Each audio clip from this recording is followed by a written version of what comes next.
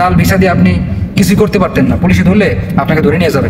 এই সালে 21 সালে যারা কিনা আসলে মালয়েশিয়াতে আইসেন, হ্যাঁ কলিং ভিসায় যারা আইসেন, আসলে কোম্পানিতে আপনাদের যারা কাজ কাম নাই, আসলে আপনারা অনেক সময় কী করছেন যে কোম্পানি থেকে চলে গেছেন অথবা কোম্পানি থেকে ভাগিয়ে গেছেন, হ্যাঁ কোম্পানি থেকে পালাই গেছেন, হ্যাঁ কাজ কাম নাই, কী করবেন আসলে ভাগে যাওয়া ছাড়া কোনো উপায় নাই, রাইট?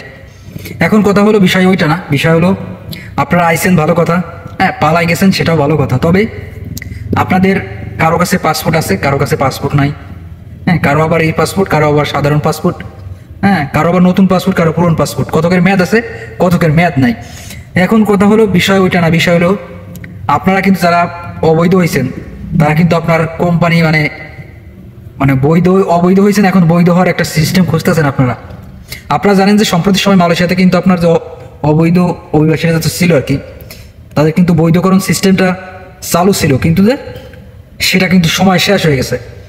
এবং 2023 সালে যারা কিনা ভিসা আপনার মানে মরে গেছে অথবা ভিসা নাই যাদের 2023 সালে, অথবা আপনার 2023 সালে যারা পালাই গেছেন, তাদেরকে কিনা আর কোনো ভিসা দেবে না আসলে। এখন কথা হলো যে আপনারা আসলে কীভাবে ভিসা করবেন যারা কোম্পানি থেকে পলাই গেছেন? আপনারা অনেকেই কিন্তু অনেক জায়গায় টাকা পয়সা জমা দিচ্ছেন, অনেকের কাছেই ভিসার জন্য আসলে কথা বলতেছেন যে ভাই আমার কোনো ভিসা হবে কিনা, অথবা আপনি করে দিতে পারবেন কিনা। টোটাল একটা কথা, সেটা হচ্ছে যে আপনারা তো নতুন যারা আইছেন তারা তো আসলে গিজিগিলটা আসলে তো বুঝবেন না ব্যাপারটা, হ্যাঁ আসলে কীভাবে কী করা যায়। যেহেতু আপনারা এইসব বিষয় বুঝবেন না, সেহেতু হুটহাট করেই কাউকে প্রশ্ন করা যাবে না অথবা জিজ্ঞানো যাবে না যে আপনি ভিসা করে দিতে পারবেন কিনা। যখনই আপনি কাউকে বলবেন যে আসলে ভিসা করে দিতে পারবেন কিনা, যদি সে চালাক মানুষ হয় অথবা সে যদি আপনার খারাপ লোক হয়, তাহলে কিন্তু আপনার টাকা পয়সা খাওয়ার সম্ভাবনা আছে। দেখা যাবে যে আপনার টাকা পয়সা খাইয়ে পরবর্তী সময় কিছুই হবে না, ভিসাও করতে পারবেন না আপনি আরো সমস্যায় পড়ে যাবেন। সম্প্রতি সময়ে এইরকম ঘটনা অ্যাভেলেবল ঘটতেছে, যারা কিনা বাংলাদেশের যেসব দালাল চক্র যারা আছে, এরা কিন্তু আপনার মানে বেআইনিভাবে এই ভিসাগুলো তৈরি করতেছে, মানে অবৈধ ভিসা, যেগুলো আসলে কোনো অনুমোদন নাই এই সরকারের, হ্যাঁ এই দেশের সরকারের কোনো অনুমোদন নাই, মানে অবৈধভাবে ভিসা বানাচ্ছে আর কি। সো আপনারা যারা কিনা 23 সালে আপনাদের যারা ভিসা মারতে হয়েছে, আপনাদের কোনো ভিসা হবে না। দয়া করে সরকার যতদিন ঘোষণা দেবে, হ্যাঁ মালয়েশিয়া সরকার যতদিন ঘোষণা না দেয়, ততদিন পর্যন্ত আপনাদের এইভাবেই থাকা লাগবে, হ্যাঁ একটু কষ্ট করে ধৈর্য ধরে থাকতে হবে। তা না হলে কিন্তু পরবর্তী সময় আপনি যখন আসলে পাসপোর্ট জমা দেবেন অথবা দেখা যাবে যে ভিসার জন্য টাকা পয়সা দেবেন, তাহলে কিন্তু আপনি মায়ের খাবেন পরবর্তী সময়, মানে টাকা পয়সা আপনার সমস্যা হতে পারে।